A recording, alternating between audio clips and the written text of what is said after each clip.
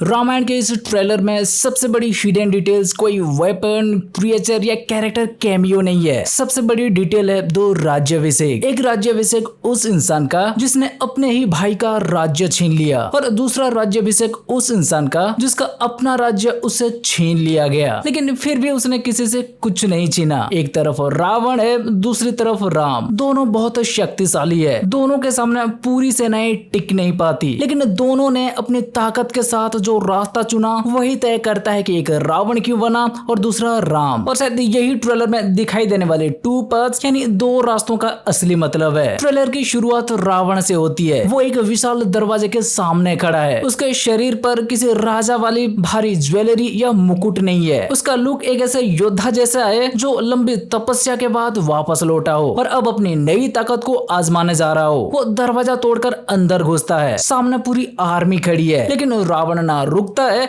ना किसी समझौते की कोशिश करता है। वो अकेले पूरी सेना के बीच घुस जाता है। अब हाँ, यहाँ के सेना के कॉस्ट्यूम और कवच वगैरह देखकर तो ये स्वर्ग भी हो सकता है जैसे लग रहा है, लेकिन पता है यहाँ रावण क्या कहता है? तुम्हारा नया राजा। और उसने सोने की लंका को और पुष्पक विमान अपने भाई कुबेर से छीना था, वही ब्रह्मा जी से वरदान पाने के बाद। तो हाँ, ये वही सीक्वेंस हो सकता है। वरदान पाने के बाद सीधा लंका पे अटैक। अब हाँ, ये कोई दूसरी जगह भी हो सकता है, लेकिन ठीक इसके बाद इसी जगह पर रावण का राज्याभिषेक होते हुए भी दिखाया जा रहा है। तो आप समझ सकते हो, मतलब भाई कुबेरा रावण का सौतेला भाई था, लेकिन रावण के लिए ये रिश्ता कोई मायने नहीं रखता। उसे लंका चाहिए तो वो कुबेर को हरा कर उसका राज्य और पुष्पक दोनों छीन लेता है। यानी रावण के राजा बनने की शुरुआत किसी विरासत या लोगों की सहमति से नहीं हुई, उसकी शुरुआत हुई कब्जे से। ट्रेलर में इसके बाद रावण को मुकुट, आर्मर और ज्वेलरी पहनाई जाती है। अब वो सिर्फ एक पावरफुल वॉरियर नहीं रहा, वो खुद को तीनों लोगों का राजा मानने लगा है। और फिर उसका डायलॉग आता है कि देवलोक, पृथ्वीलोक और पातालोक तीनों जगह सिर्फ रावण का राज होगा। ध्यान दीजिए, यहाँ रावण को केवल लंका का राजा बनकर संतुष्ट नहीं होना, उसे हर चीज चाहिए। एक राज्य मिला तो दूसरा चाहिए, देवता जुग गए तो पूरी पृथ्वी चाहिए, पृथ्वी पर अधिकार हो गया तो पाताल भी चाहिए। रावण की समस्या सिर्फ ये नहीं है कि वो शक्तिशाली है, असली समस्या ये है कि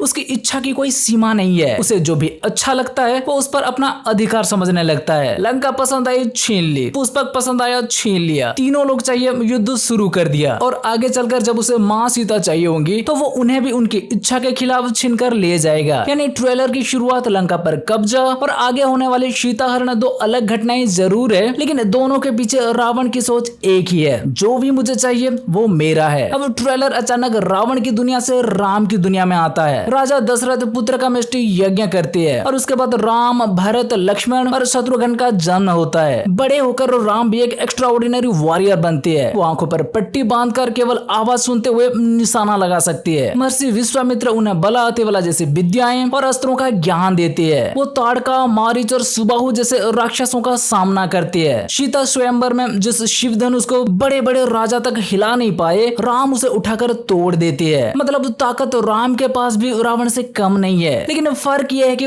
राम अपनी ताकत का इस्तेमाल किसी से कुछ छीनने के लिए नहीं करते। विश्वामित्र उन्हें अपने साथ लेकर जाते हैं। तो राम का पहला बड़ा युद्ध किसी राज्य पर कब्जा करने के लिए नहीं, ऋषियों के यज्ञ की रक्षा करने के लिए होता है। सीता स्वयंवर में भी वो खुद मिथिला पर हमला करके सीता को हासिल नहीं करते। उन्हें एक मर्यादा के अंदर अपनी योग्यता साबित करनी होती है। वो धनुष उठाते हैं, शर्त पूरी करते हैं और सीता की सहमति तथा परिवार की मौजूदगी में विवाह होता है। यानी रावण और राम दोनों जिसे चाहते हैं उसे पाने का तरीका भी उनके कैरेक्टर का फर्क दिखाता है। राम किसी व्यक्ति को अपनी प्रॉपर्टी नहीं समझते। रावण आगे चलकर यही गलती सीता के साथ करता है। लेकिन ट्रेलर का सबसे बड़ा पैरेलल तब शुरू होता है जब राम के राज्याभिषेक होने वाला होता है। पूरी अयोध्या सज चुकी है, लोग दीप जला रही है, हर कोई राम को राजा बनते देखना चाहते हैं। राम के पास लोगों का प्यार है, अपने पिता की इच्छा है और राजगद्दी पर उनका पूरा अधिकार है। लेकिन आखिरी समय पर मंथरा कैकेयी के मन में डर पैदा करती है। कैकेयी दो वरदान मांगती है, भरत के लिए राजगद्दी और राम के लिए 14 साल का वनवास। अब आप दोनों राज्याभिषेकों को साथ रखकर देखिए। रावण का लंका पर कोई नैतिक अधिकार नहीं था, फिर भी उसने सेना के दम पर उसे छीन लिया। राम का अयोध्या पर पूरा अधिकार था, फिर भी उन्होंने उसे बचाने के लिए तलवार तक नहीं उठाई। राम चाहे तो कैकेयी के फैसले को मानने से इनकार कर सकते थे। अयोध्या के पूरी प्रजा उनके साथ थी, सेना उनके खिलाफ नहीं जाती। राजा दशरथ खुद उन्हें रोकना चाहते थे और भरत भी वो राजगद्दी नहीं चाहते थे। मतलब राम के पास सत्ता बचाने के लिए ताकत भी थी, सपोर्ट भी और पूरा अधिकार भी। लेकिन उन्होंने फिर भी वनवास चुना। क्यों? क्योंकि अगर वो अपना अधिकार बचाने के लिए पिता का वचन तोड़वा देते तो वो राजा जरूर बन जाते, लेकिन वो राम नहीं रहते। रावण के लिए उसका अधिकार उसकी इच्छा से बनता है, राम के लिए अधिकार से ज्यादा जरूरी धर्म है। इसलिए एक अपना ना होने के बावजूद राज्य छीन लेता है और दूसरा अपना होने के बावजूद राज्य छोड़ देता है। ट्रेलर में रावण का राज्याभिषेक लाउड है, उसके पीछे आर्मी खड़ी है, उसका मुकुट, कॉस्ट्यूम और पूरा माहौल उसके जीत का सेलिब्रेशन है। दूसरी तरफ राम का राज्याभिषेक होता ही नहीं, उनकी जगह हमें उनका वनवास दिखाई देता है। वो रॉयल कपड़े छोड़ देते हैं,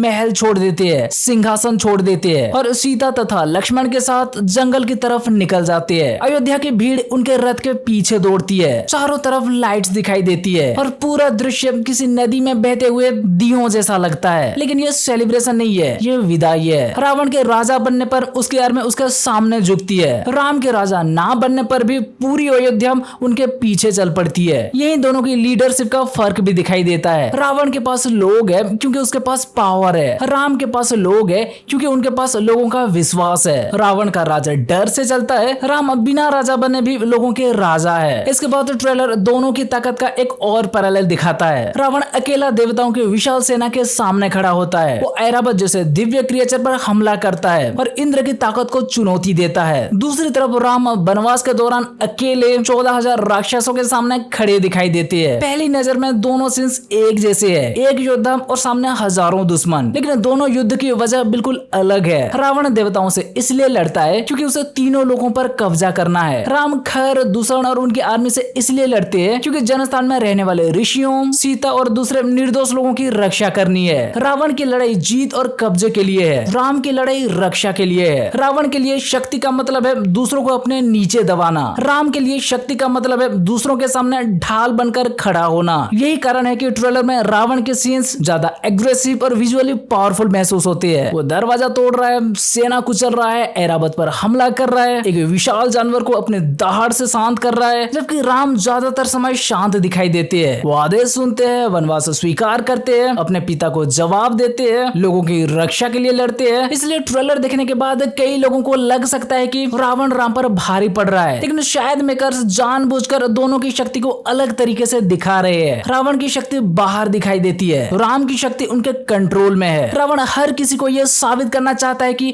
वो सबसे शक्तिशाली है। राम को अपनी ताकत साबित करने की जरूरत ही नहीं पड़ती, वो केवल तब अस्त्र उठाते हैं जब किसी की रक्षा करनी हो। यही 2 पास वाला संकेत सबसे ज्यादा मायने रखता है, क्योंकि ये सिर्फ 2 कैरेक्टर्स या 2 आर्मीज की बात नहीं कर रहा, ये 2 चॉइसेस की बात कर रहा है। रावण को वरदान मिला और उसने सोचा कि अब उसे कोई नहीं रोक सकता। राम को दिव्य शक्ति मिली, लेकिन उन्होंने खुद को हमेशा मर्यादा के अंदर रखा। रावण ने अपने भाई का राज्य छीना, राम ने अपने भाई भरत के लिए भी किसी तरह का खतरा पैदा ही नहीं होने दिया। रावण ने शूर्पणखा के अपमान का बदला लेने के नाम पर सीता का हरण किया। राम ने जटायु की मृत्यु और सीता के हरण के बाद भी अपनी लड़ाई को केवल पर्सनल रिवेंज नहीं बनाया, उनका लक्ष्य सीता को वापस लेने के साथ उस आतंक का अंत करना भी है जो लंबे समय से ऋषियों, देवताओं और सामान्य लोगों को परेशान कर रहा था। और इस कॉन्ट्रास्ट का सबसे इमोशनल हिस्सा जटायु वाला सीन हो सकता है। जटायु रावण का रास्ता रोकता है क्योंकि उसने राम से सीता की रक्षा करने का वादा किया था। रावण उसे मारकर आगे बढ़ जाता है, उसके लिए रास्ते में आने वाला हर रिश्ता और हर व्यक्ति सिर्फ एक रुकावट है। लेकिन जब राम घायल जटायु को देखते हैं तो वो उसे केवल एक पक्षी नहीं मानते, वो उसका अंतिम संस्कार अपने पिता के समान सम्मान के साथ करती है। रावण रिश्तों को अपनी इच्छा के लिए तोड़ता है, राम रिश्तों की मर्यादा निभाने के लिए